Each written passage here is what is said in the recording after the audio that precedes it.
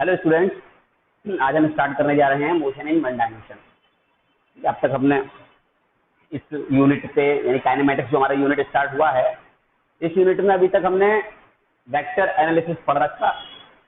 Vector के बारे में सारी जानकारी हमने हासिल कर ली है। अब हम पता लगाएंगे, आगे बढ़ेंगे अपने next motion in one dimension. तो व्हाट इज मोशन? पहला क्वेश्चन है हमारे पास, व्हाट इज मोशन। सबसे पहली चीज, तो मोशन एक कंपैरेटिवली टर्म है। मोशन को डिफाइन करने के लिए दो चीजों का होना बहुत जरूरी है। एक हुआ करता है ऑब्जर्वर और एक जो ऑब्जेक्ट मूव कर रहा है।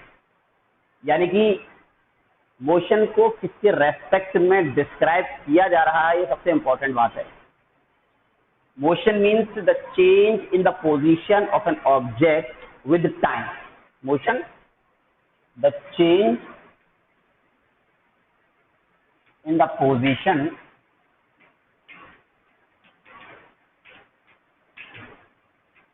of an object with time with respect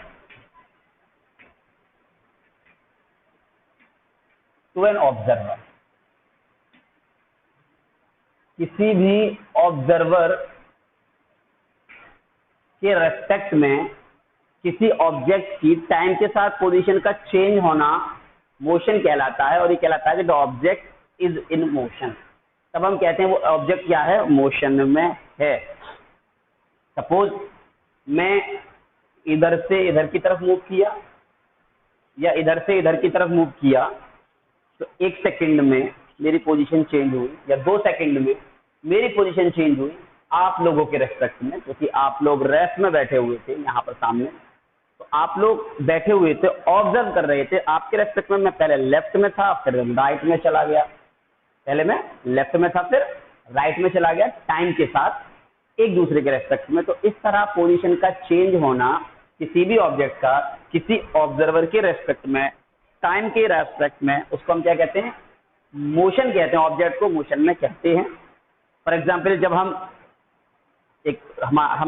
bus stand पर खड़े हुए हैं, रेलवे स्टेशन, रेलवे प्लेटफॉर्म पर खड़े हुए हैं और हमारे सामने से बहुत सारे व्हीकल्स गुजर रहे हैं, हम उसको ऑब्जर्व कर रहे हैं। तो इट मीन वो सारे के सारे व्हीकल्स और उनके अंदर बैठे हुए पैसेंजर भी मोशन में है हमारे रेस्पेक्ट में। यानी कि हम अगर खड़े हुए हैं वहां पर, तो हमारे रेस्पेक्ट में वो सारे के सारे पैसेंजर कैसे होंगे, मोशन में होंगे। हम ऑब्जर्व कर रहे हैं हमारे रेस्पेक्ट में। अब अगर एक बस की एक सीट पर या सभी जो सीट्स हैं उसमें बहुत सारे पैसेंजर बैठे हुए हैं और जो बस है बहुत तेज स्पीड से मूव कर रही है, तो वो एक दूसरे के रेस्पेक्ट में रेस्ट में रहेंगे, क्योंकि उनकी पोजीशन आपस में एक दूसरे के रेस्पेक्ट में चेंज नहीं हो रही है। तो वो जो पैसेंजर हैं वो सारे के सारे पैसेंजर एक दूसरे के रेस्पेक्ट में रेस्ट में कहे जाएंगे, जबकि गाड़ी बहुत तेज स्पीड से चल रही है उसके बावजूद भी। तो किसी भी ऑब्जेक्ट का मोशन में होना या ना होना डिपेंड करता है ऑब्जर्वर पर और टाइम के साथ उसकी पोजीशन में होने वाले चेंज पर। अगर ऑब्जेक्ट मोशन में नहीं है तो हम कहते हैं object is at rest. Is that clear to all? सभी ये बात समझ में आ रही है? तो मोशन में कब होती है ऑब्जेक्ट? किसी भी ऑब्जेक्ट को हम कहते हैं कि ये मोशन में है जब उसकी पोजीशन टाइम के साथ साथ चेंज होती है किसी ऑब्जर्वर के रेस्पेक्ट में। सपोज करो हमारा प्लेनेट है, अर्थ रोटेट कर रहा है हमेशा, तो किसी दूसरे प्लेनेट के रेस्पेक्ट में या वहां पर अगर कोई भी स्पीशीज रह रही हैं उनके रेस्पेक्ट में हम सभी हमेशा मोशन में है, कंटिन्यूअस मोशन में है, क्योंकि प्लेनेट हमारा हमेशा रिवॉल्व करता रहता है और रोटेट करता रहता है। इसी तरह से दूसरे प्लेनेट हमारे रेस्पेक्ट में क्या है, हमेशा मोशन में है। हम किसी भी पोजीशन पर अगर खड़े हुए हैं जबकि हमारी अर्थ हमेशा रोटेट कर रही है, दूसरे प्लेनेट के रेस्पेक्ट में हम हमेशा किस में रहेंगे, मोशन में, लेकिन आपस में हम रेस्ट में कहलाएंगे। तो जब एक दूसरे ऑब्जेक्ट के रेस्पेक्ट में या एक ऑब्जर्वर और एक ऑब्जेक्ट है, तो अगर उस ऑब्जर्वर के रेस्पेक्ट में किसी ऑब्जेक्ट की पोजीशन चेंज नहीं हो रही है तो वो सबके सब रेस्ट में कहलाएंगे, और अगर पोजीशन चेंज हो रही है तो वो मोशन में कहलाएंगे। तो motion means change in position of object with time with respect to an observer. हम पढ़ने जा रहे हैं मोशन इन वन डायमेंशन, लेकिन हमारे पास कुछ डिफरेंट टाइप के मोशन होते हैं, पहले हम जान लेंगे। तो सबसे पहला जो मोशन होता है, टाइप्स ऑफ मोशन की बात करें तो हमारे पास होता है रेक्टिलिनियर मोशन या सिर्फ लीनियर मोशन, जिसे हम कहते हैं मोशन इन स्ट्रेट लाइन। तो रेक्टिलिनियर मोशन यानी when an object moves along a straight path then its motion is called rectilinear motion. दोबारा समझ लेंगे, if an object moves along a straight path, ऐसे गया, चाहे फिर ऐसे मुड़ गया, ऐसे मुड़ गया, ऐसे लौट कर आ गया, इट डजंट मैटर, लेकिन हमेशा जब भी चला वो कैसे चला, स्ट्रेट पाथ पर ही चला। तो इस तरह के मोशन को हम क्या कहते हैं, रेक्टिलिनियर मोशन। जो मैं बोल रहा हूं सभी स्टूडेंट्स को नोट करते जाएंगे कि when an object moves along a straight path then its motion is called rectilinear motion. तब उसकी मोशन को हम क्या कहते हैं, रेक्टिलिनियर मोशन कहते हैं। दूसरा होता है हमारे पास सर्कुलर मोशन।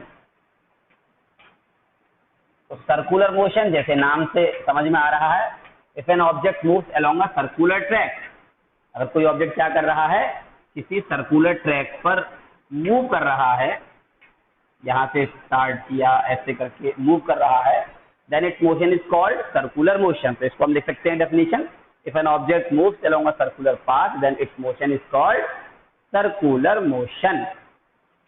जैसे हमारे पास वॉच हुआ करती है, तो वॉच जो क्लॉक है हमारे पास, तो क्लॉक के जो ब्लेड्स होते हैं, उन ब्लेड्स की जो टिप है, अगर यहाँ पर मैं एक क्लॉक बना देता हूँ और ये इसका हैंड है, तो ये जो टिप है ये ऐसे ऐसे ऐसे रोटेट करता है, किसमें रोटेट करता है, सर्किल में। ये तो रोटेट करता है, लेकिन ये जो टिप है ये क्या बनाता है, एक सर्किल डिस्क्राइब करता है। तो इसकी मोशन को हम सर्कुलर मोशन कह सकते हैं। समझ में आ रही है बात। अर्थ है, तो अर्थ क्या कर रहा है, रिवॉल्व कर रहा है सन के चारों तरफ, लगभग सर्कुलर ऑर्बिट में। वैसे सर्कुलर ऑर्बिट नहीं होती है, लेकिन हम कह सकते हैं सर्कुलर ऑर्बिट में, तो वो सर्कुलर मोशन है। इसी तरह से जो इलेक्ट्रॉन होते हैं वो न्यूक्लियस के चारों तरफ सर्कुलर ऑर्बिट में रिवॉल्व करते रहते हैं, तो उनकी मोशन को हम सर्कुलर मोशन कह सकते हैं। तो ऐसा मोशन जिसमें ऑब्जेक्ट सर्कुलर पाथ पर मूव करता है उसे हम क्या कहते हैं, सर्कुलर मोशन कहते हैं। के बाद आता है हमारे पास next term rotational motion. After circular motion भी है रोटेशनल मोशन। रोटेशनल मोशन का मतलब होता है when an object move about a fixed axis, जब कोई ऑब्जेक्ट किसी फिक्स्ड एक्सिस के अबाउट रोटेट करता है तब उसके मोशन को हम कहते हैं रोटेशनल मोशन, यानी कि the motion of an object about a fixed axis is called rotational motion. जैसे टॉप जो हुआ करता है, लट्टू, जो बचपन में बच्चे बहुत उसको घुमाते हैं, उसे एक लकड़ी ले, उसे धागा बांध कर लपेट कर फिर ऐसे करके खेलते होंगे। और तो जो टॉप होता है, जो लट्टू होता है, तो उसको हम फिरा देते हैं, घुमा देते हैं, तो वो एक ही पॉइंट पर ऐसे ऐसे ऐसे ऐसे रोटेट करता रहता है। तो उसके मोशन को क्या कहते हैं हम, रोटेशनल मोशन। तुम्हारा फैन है, फैन एक एक्सिस पर फिक्स होता है और वो उसका जो बीच वाला पोर्शन है वो रोटेट करता रहता है, तो उसको क्या कहेंगे, रोटेशनल मोशन कहेंगे। इस तरह से अर्थ के दो तरह के मोशन होते हैं, रेवोल्यूशन और रोटेशन। तो रोटेशन क्या है, अर्थ अपनी ही एक्सिस पर 24 आवर्स में एक रोटेशन कंप्लीट करता है, तो वो जो 24 आवर्स की जो मोशन है सन की अपनी एक्सिस के अराउंड, उसे क्या कहेंगे हम, सॉरी अर्थ की, अर्थ अपनी एक्सिस पर रोटेट करता है, एक फिक्स एक्सिस पर रोटेट करता है, 24 आवर्स का टाइम लेता है, तो उसको हमने क्या कह दिया, रोटेशनल मोशन। तो इस तरह के मोशन क्या कहलाते हैं, rotational motion. After that we have oscillatory motion.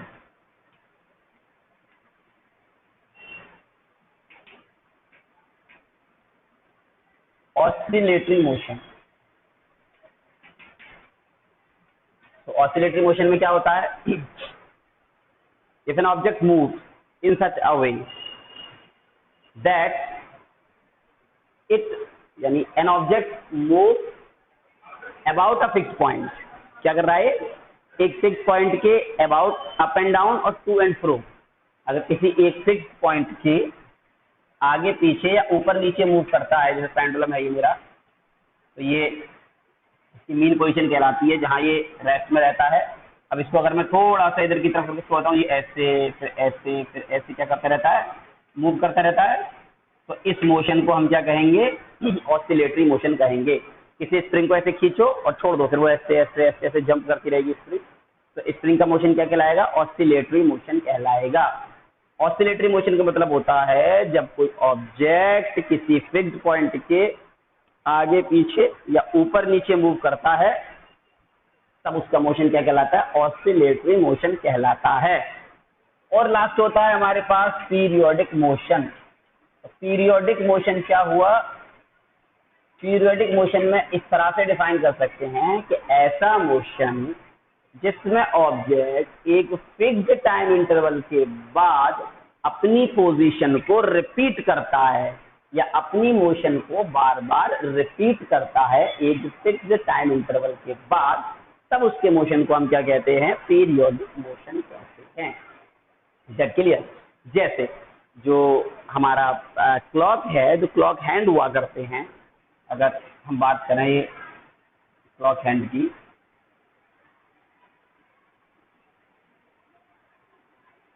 तो ये क्लॉक हैंड 12 से स्टार्ट किया। अगर ये मिनट वाला हैंड है तो एक फिक्स टाइम इंटरवल के बाद, फिक्स टाइम इंटरवल क्या होगा इसका, अगर मिनट हैंड है मेरा तो वो क्या करेगा, चलो सपोज सेकंड वाला हैंड है जो 1 सेकंड 2 सेकंड ऐसे आगे बढ़ता है, तो एक राउंड कितने टाइम में पूरा करेगा, जब भी करेगा 1 मिनट में वो क्या कर लेगा, एक राउंड पूरा कर लेगा। तो वो 1 मिनट फिक्स के बाद में वो हमेशा फिर वहीं से लौटेगा, फिर वहीं से लौटेगा, फिर वहीं से लौटेगा, अपनी मेन पोजीशन से जो फिक्स पोजीशन है वहां से वापस आएगा। तो उसके मोशन को हम क्या कहेंगे, पीरियोडिक मोशन कहेंगे। और जो फिक्स टाइम इंटरवल होता है, जितनी देर के बाद वो अपनी पोजीशन को रिपीट करता है, उसे हम क्या कहते हैं, टाइम पीरियड। उस फिक्स टाइम इंटरवल को क्या कहेंगे हम, टाइम पीरियड कहेंगे। तो इस तरह के मोशन को हम पीरियोडिक मोशन कहते हैं। ये सब जनरल बातें हैं जिसके बारे में 9th क्लास में भी स्टूडेंट्स पढ़ चुके हैं। मोशन कितने तरह की होती है ये हमने जान दिया, पीरियोडिक, ऑसिलेटरी, सर्कुलर, रोटेशनल। ठीक है, अब हम आगे बढ़ते हैं, कुछ फंडामेंटल बातें पढ़ते हैं मोशन के बारे में, यानी मोशन को डिस्क्राइब करने वाले टर्म्स के बारे में। कौन सा मोशन है हमारे पास, वन डायमेंशन मोशन, मतलब रेक्टिलिनियर मोशन के बारे में अभी हम पढ़ने जा रहे हैं, लीनियर मोशन के बारे में पढ़ने जा रहे हैं। तो लीनियर मोशन को डिस्क्राइब करने वाले कुछ टर्म्स को हम डिफाइन करते हैं और समझते हैं। तो यहाँ पर सबसे पहले जो हमारे पास टर्म है वो है distance and displacement. Distance and displacement,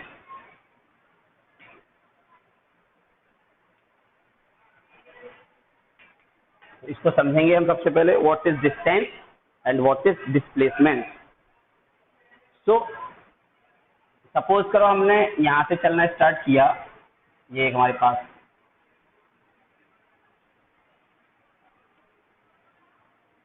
ए से बी और फिर हम गए बी से सी। ये हमारे पास एक रास्ता था, तो हम इस रास्ते, हमें ए से सी तक पहुंचना था। तो ए से सी तक पहुंचने के लिए हमारे पास जो पाथ है इसका एक्चुअल, वो यहाँ से यहाँ चलना था, इधर रोड था, इधर रास्ता था, फिर हम इस पर मुड़ गए, इधर आ गए, यहाँ पहुंच गए। तो और अगर हम मैप बनाते हैं, पेपर पे ड्रॉ करते हैं इस पाथ को, तो हम चेक करते हैं कि अगर मैं यहाँ से डायरेक्टली यहाँ जा सकता या चला जाऊं तो मेरे रास्ते की लेंथ कम हो जाती है। राइट एंगल ट्रायंगल के हिसाब से कितना आ जाएगा, 5 मीटर।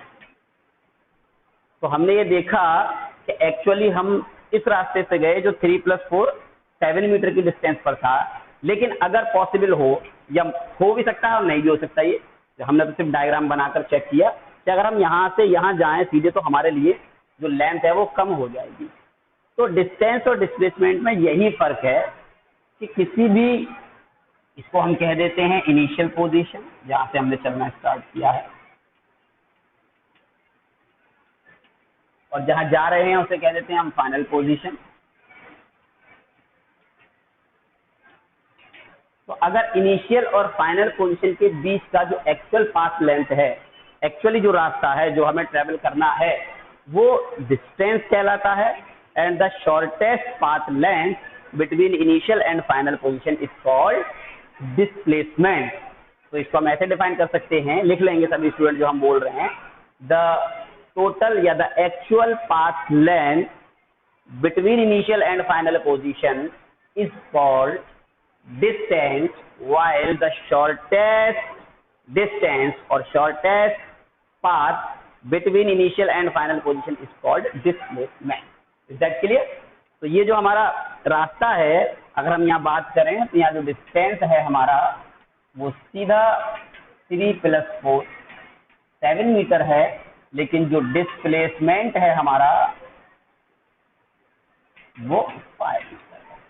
तो ये हमारे पास डिस्टेंस और डिस्प्लेसमेंट का डिफरेंस है। और इसके अलावा distance is a scalar quantity, distance is scalar, distance क्या है? एक स्केलर क्वांटिटी है, while displacement is a vector quantity.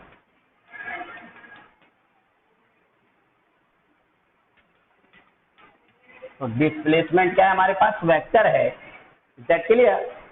The unit of both is metre, दोनों का ही यूनिट मीटर है। और इंपॉर्टेंट चीज ये है कि displacement can be negative and zero. तो जो डिस्प्लेसमेंट है हमारा वो नेगेटिव भी हो सकता है और जीरो भी हो सकता है। सपोज करो एक सर्किल है, सर्कुलर ट्रैक पर मुझे चलना है, तो मैं यहाँ से चलना स्टार्ट करता हूँ, फिर यहीं पर लौट कर आ जाता हूँ। तो एक कंप्लीट जब मैंने राउंड किया तो हमने देखा इनिशियल और फाइनल पोजीशन का एक्चुअल पाथ लेंथ क्या था। तो एक्चुअली मैं यहाँ से चला और ये रोटेट करके आ गया। तो एक्चुअली जो मैं चला तब डिस्टेंस मैंने कितना ट्रेवल कर लिया? 2πr। अगर इसका रेडियस कितना है? r है। तो हमने कितना ट्रेवल कर लिया? एक्चुअल लेंथ ऑफ पाथ क्या ट्रेवल की हमने? पूरी सरकमफेरेंस के बराबर ट्रेवल किया। तो ये पूरा 2πr डिस्टेंस आ गया। But the difference between initial and final position या the shortest path length between initial and final position is called displacement. तो मैं यहाँ से चला और यहीं लौट आया, तो मैंने डिस्प्लेसमेंट 0 कर दिया, क्योंकि यहाँ पर जो शॉर्टेस्ट पाथ लेंथ 0 है, यहाँ पर कुछ पाथ लेंथ है ही नहीं, यहाँ से चले और यहीं लौट कर आ गए। तो डिस्प्लेसमेंट 0 हो सकता है, डिस्प्लेसमेंट नेगेटिव भी हो सकता है, बट डिस्टेंस ना तो 0 हो सकता है और ना ही नेगेटिव हो सकता है। अब डिस्प्लेसमेंट को नेगेटिव कैसे कहेंगे? तो जो कोऑर्डिनेट एक्सिस है हमारे पास उसके अकॉर्डिंग चलते हैं। हम यहाँ से इधर चले, हम पहले इधर चले, फिर यहाँ से हम टर्न हो गए और इधर की तरफ यहाँ लौट आए। टर्न होने के बाद में हम ये लौट आए। ये हमने 10 मीटर चला और ये हमने 15 मीटर चला। इधर कितना चला? 10 मीटर। और इधर कितना चला? 15 मीटर। ए से बी और ये फिर सी डी।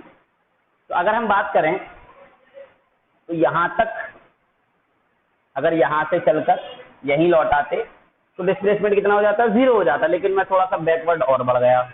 तो जब मैंने कहा डिस्टेंस कितना हुआ, तो डिस्टेंस हुआ AB + CD, 10 + 15 यानी कि 25 मीटर। हमने कहा डिस्प्लेसमेंट कितना हुआ? AB 10 मीटर प्लस, अब जो डिस्प्लेसमेंट एक वेक्टर क्वांटिटी है तो डायरेक्शन चेंज हो गया, तो इसको मुझे माइनस में लिखना पड़ेगा और 10 - 15 यानी कि -5 मीटर। तो ये डिस्प्लेसमेंट निगेटिव हो गया। क्यों हो गया? क्योंकि ये वेक्टर क्वांटिटी हमने बताया था, राइट एक डायरेक्शन में जाते हैं तो सभी वेक्टर के साइन सेम होते हैं, लेकिन अपोजिट आते ही माइनस का साइन लग जाता है। तो ये इधर चले हम, तो ये पॉजिटिव था, जैसे इधर आए तो निगेटिव। या हम कह सकते हैं मेरा इनिशियल पोजीशन ये है और फाइनल पोजीशन ये है। ये 10 है तो यहाँ से यहाँ तक तो कितना हो गया? ये 10 हो गया। और ये कितना बचता है? 5 बचता है। कितना बचा? ये 5 मीटर बचा। अब मैंने कहा फाइनल ये है, इनिशियल ये है, तो डिस्प्लेसमेंट का मतलब शॉर्टेस्ट डिस्टेंस बिटवीन इनिशियल और फाइनल। ये तो एक्चुअल लेंथ है, शॉर्टेस्ट ये नहीं हो गया यहाँ से यहाँ तक। ये कितना हो गया? 5 मीटर। लेकिन ये अपोजिट डायरेक्शन में है जो हमने मोशन किया है उसके, इसीलिए इसको हमने नेगेटिव ले लिया। तो this is the concept of distance and displacement. तो यहाँ से एक बात हमने समझ लिया कि डिस्टेंस क्या हो सकता है, कभी भी पॉजिटिव नेगेटिव और 0 नहीं हो सकता, लेकिन डिस्प्लेसमेंट नेगेटिव भी हो सकता है और 0 भी हो सकता है। और एक चीज, जो डिस्टेंस है, तो डिस्टेंस का मैग्नीट्यूड हमेशा बराबर और बड़ा होता है डिस्प्लेसमेंट से।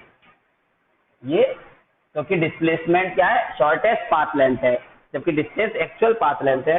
तो स्ट्रेट लाइन मोशन में डिस्टेंस और डिस्प्लेसमेंट बराबर हो सकते हैं, लेकिन डिस्प्लेसमेंट कभी भी डिस्टेंस से बड़ा नहीं हो सकता, उसका मैग्नीट्यूड डिस्प्लेसमेंट का डिस्टेंस से छोटा ही रहेगा या बराबर रहेगा। तो in magnitude distance is always greater than and equal to the displacement. तो ये हमारे पास कंसेप्ट था डिस्टेंस और डिस्प्लेसमेंट का। अब इसको समझते हैं एक न्यूमेरिकल की हेल्प से, एक से ज्यादा भी कर सकते हैं न्यूमेरिकल, यानी न्यूमेरिकल से इसको हम क्लियर करेंगे। तो एग्जाम्पल है हमारे पास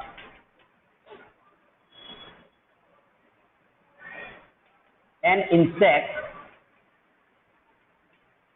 एक एग्जाम्पल लेते हैं।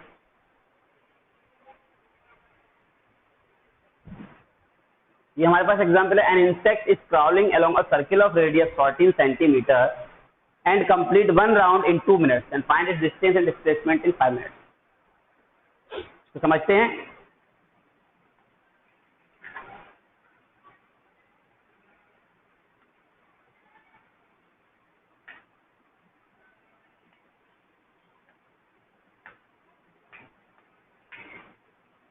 ये सर्कुलर पाथ पर जिसका रेडियस 14 सेंटीमीटर है एक इंसेक्ट मूव कर रहा है। तो यहाँ से चलना स्टार्ट किया और ये यहाँ पर घूम कर आया एक राउंड, फिर एक राउंड, इस तरह से राउंड लगा रहा है। तो 1 राउंड कंप्लीट करने में उसे कितना टाइम लग रहा है? 2 मिनट। तो सबसे पहले अगर सर्कुलर इस तरह से मूव हो जा रहा है और हमें डिस्टेंस और डिस्प्लेसमेंट फाइंड करना है तो नंबर ऑफ रेवोल्यूशन निकालो पहले। तो नंबर ऑफ राउंड्स, कितने राउंड कंप्लीट किए? एक राउंड 2 मिनट में, टोटल टाइम 5 मिनट है। तो 5/2 डिवाइड करके 2.5 राउंड कंप्लीट कर लिया। अब बात आती है 2.5 चक्कर, यानी कि एक बार कंप्लीट, दूसरे बार भी कंप्लीट और तीसरे बार यहां आके रुक गया। तो मुझे इनिशियल पोजीशन मिल गई ए और फाइनल पोजीशन कहां रुका है? बी पर, क्योंकि 2.5 राउंड इसने कंप्लीट कर लिए हैं। तो डिस्टेंस क्या होता है? एक राउंड में हम कितनी डिस्टेंस ट्रेवल करते हैं? सरकमफेरेंस के बराबर। तो डिस्टेंस इन 1 राउंड वो होता है 2πr। एक राउंड का डिस्टेंस कितना होता है? 2πr। तो टोटल डिस्टेंस कितना ट्रेवल कर लिया इसने? Total distance 2πr multiply by 2.5। एक राउंड के डिस्टेंस से नंबर ऑफ राउंड को मैंने मल्टीप्लाई कर दिया। भाई एक कंप्लीट राउंड में जो डिस्टेंस ट्रेवल किया है वो 2πr ट्रेवल किया है और 2.5 मिनट 5 मिनट में इसने 2.5 राउंड कंप्लीट किए हैं, तो मैंने मल्टीप्लाई कर दिया। ये कितना हो गया? 2.5 टू द 5πr। अब यहाँ वैल्यू लगा सकते हैं 5 इंटू 22/7 इंटू रेडियस 14, 220 मीटर का डिस्टेंस। ये डिस्टेंस ट्रेवल कर लिया। अब डिस्प्लेसमेंट कितना ट्रेवल किया है? तो इनिशियल से फाइनल कहां से चले? ए से बी। तो रेडियस कितना है? 14 इंटू डबल कर दो 28 सेंटीमीटर का यहाँ से यहाँ तक का इसका डिस्प्लेसमेंट हो गया और 220 मीटर का डिस्टेंस ट्रेवल कर लिया। तो ये डिस्टेंस और डिस्प्लेसमेंट को समझने के लिए एक हमारे पास न्यूमेरिकल एग्जाम्पल है। बच्चों ने बहुत सारे क्वेश्चन किए होंगे 9th क्लास में इस तरह के। यहाँ पर हम कुछ छोटे मोटे क्वेश्चन समझ लिया करते हैं। तो इसको कंसेप्ट को समझने के लिए इस तरह के न्यूमेरिकल हम लगाएंगे, डिस्टेंस और डिस्प्लेसमेंट।